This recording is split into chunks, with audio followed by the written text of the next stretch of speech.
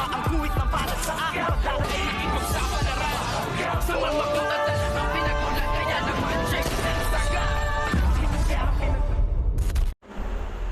Good morning and welcome sa aking munting channel. Narito po ang mga kaganapang hindi makapigil hiningang ang pagtapatang rigor at tanggol. Ngayon nga ay isa sa katuparan na ng ating bidang si Tanggol ang kanyang paghihiganti dito nga kay Rigor. Simula bata siya nang gawan siya at pagmalupitan ng kanyang itinuring na ama, at ngayon nga ay nalaman niya ang katotohanang hindi niya ito tunay na ama, kung kaya't kahit minsan ay hindi niya naramdaman ang tunay na pagmamahal ng isang ama dahil sa ito ay hindi niya pala tunay na anak, kung kaya't ngayon ay talagang bumugso na ang galit nitong si Tanggol at talagang sumabog na siya, at ngayon ay muli na silang magtatapat. Sino kaya ang magtatagumpay sa kanilang dalawa, at ano kaya ngayon ang magagawa nitong si Aling Marites upang pigilan si Tanggol sa kanyang tangkang pagpatay at pagtapos ng buhay nga nitong si Rigor,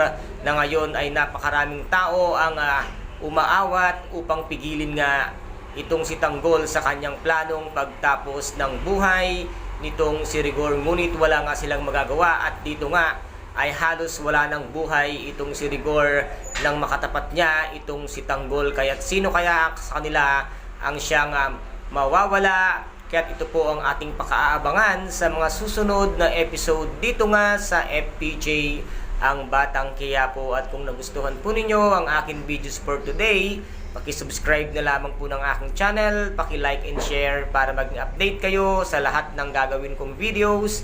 Maraming salamat po. Ingat, God bless and bye-bye!